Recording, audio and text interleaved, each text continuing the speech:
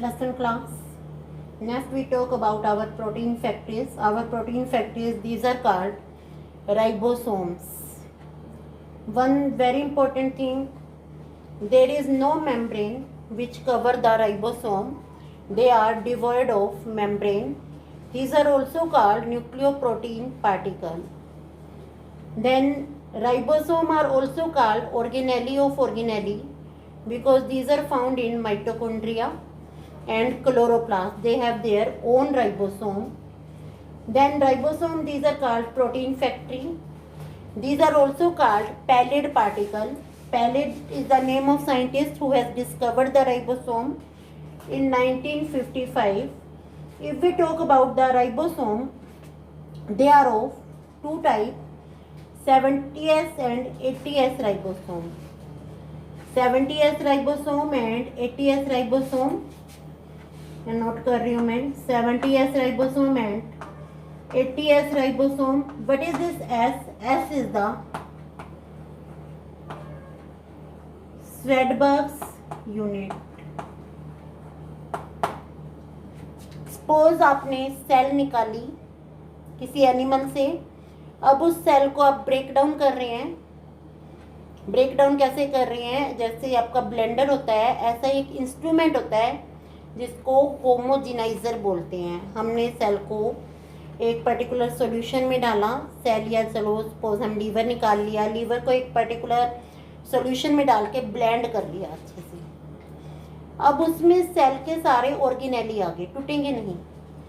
अब एक particular speed होती है कि इस स्पीड पे अगर हम उसको घुमाते हैं, सेंट्रीफ्यूग करते हैं, तो ये सेल ऑर्गेनेली अलग हो जाएगा. स्पीड डिपेंड करती है मोलिकुलर वेट पे, क्योंकि सभी सेल ऑर्गेनेली का मोलिकुलर वेट अलग होता है. तो यहाँ राइबोसोम के लिए हम यूज करते हैं S word, that is the Svedberg unit, that is 10⁻13 seconds. One Swedberg unit is 10⁻13 seconds. Then these are two type of ribosome, 70S and 80S ribosome. अब आपको यहाँ ध्यान रखना है 80S ribosome, these are eukaryotic ribosome. 70S ribosome, these are prokaryotic ribosome. They are found in bacteria. They are also found in mitochondria. They are found in plastid also. plastid में भी मिलेंगे, mitochondria में भी मिलेंगे और bacteria में भी मिलेंगे. यहाँ जैसे आपको पता लग रहा है कि एक बड़ा सा सब यूनिट है, एक छोटा सब यूनिट है. ये सब यूनिट अलग अलग रहती हैं. They join only at the time of protein synthesis. अगर हम बात करते हैं 70S ribosome, 70S ribosome it is made up of two sub unit 30S and 50S. यहाँ आपने टोटल नहीं करना, ये इनकी स्पीड के बेस पे है. 50S subunit is the large सब unit. As it is clear, it is having a stalk in the centre. ये उभार है, इसको बोलते हैं protuberance, valley and base. This is the structure of large सब यूनिट.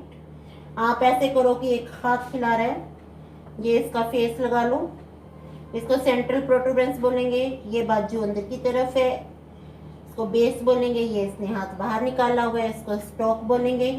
फिर इसमें आप इमेजिन करो कि कोई झुककर देख रहा है. 30S सब यूनिट, ये इसका हेड पीस, ये बेस, ये क्लेफ्ट, क्लेफ्ट होता है गड्ढा, और ये प्लेटफॉर्म. ये दोनों सब यूनिट ऐसे हैं कि एक दूसरे में फिट हो जाते हैं.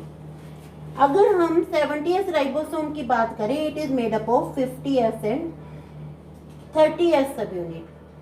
अगर हम 80S राइबोसोम की बात करें, it is made up of 40S and 60S सब यूनिट. ये आपको याद रखना है. 70S ribosome is made up of 50S and 30S. 80S ribosome is made up of 60S and 40S subunit. Then what is the composition of ribosome? This is the 60S subunit.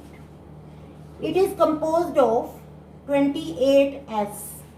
Speed पे depend कर रहा है. 28S RRNA. ये मैं अभी आपको बताऊंगी RRNA क्यों लिखा. 5.8S RRNA, and 5s rRNA. Along with this, there are present near about 40 different proteins, and in this 40s subunit, 18s rRNA and 33 different proteins are found. This is the composition. फिर अगर हम बात करते हैं, suppose this is 50s subunit, it consists of 16s rRNA, RNA का आपको पता है, इसके बाहर R स्मॉल लग जाएगा, इसको बोलते हैं ribosomal RNA. It is one of the constituent of ribosome. 21 protein. If we talk about 50s, it consists of 23s rRNA and 34 different basic protein. ये इनका स्ट्रक्चर है. मेम्ब्रेन एब्सेंट है. Next we talk about how these ribosomes they are present in the cell. When you draw the diagram of the cell, you show this type of structure. These are the ribosome. They are found dissociated. अपने सब unit में dissociated है जब ये cell में मिल रही हैं. जैसे ही प्रोटीन सिंथेसिस का टाइम आता है, इनको एक मैसेज मिलता है. Message is send bye DNA, और उस टाइम मैग्नीशियम आयन की कंसंट्रेशन इंक्रीज हो जाती है. मैग्नीशियम आयन की कंसंट्रेशन 3 × 10⁻⁻⁴ मिलीमोल हो जाएगी.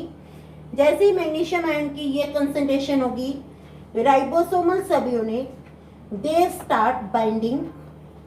किसकी हेल्प से बाइंड करेंगे? एक चेन आएगी, इसको बोलते हैं एमआरएनए.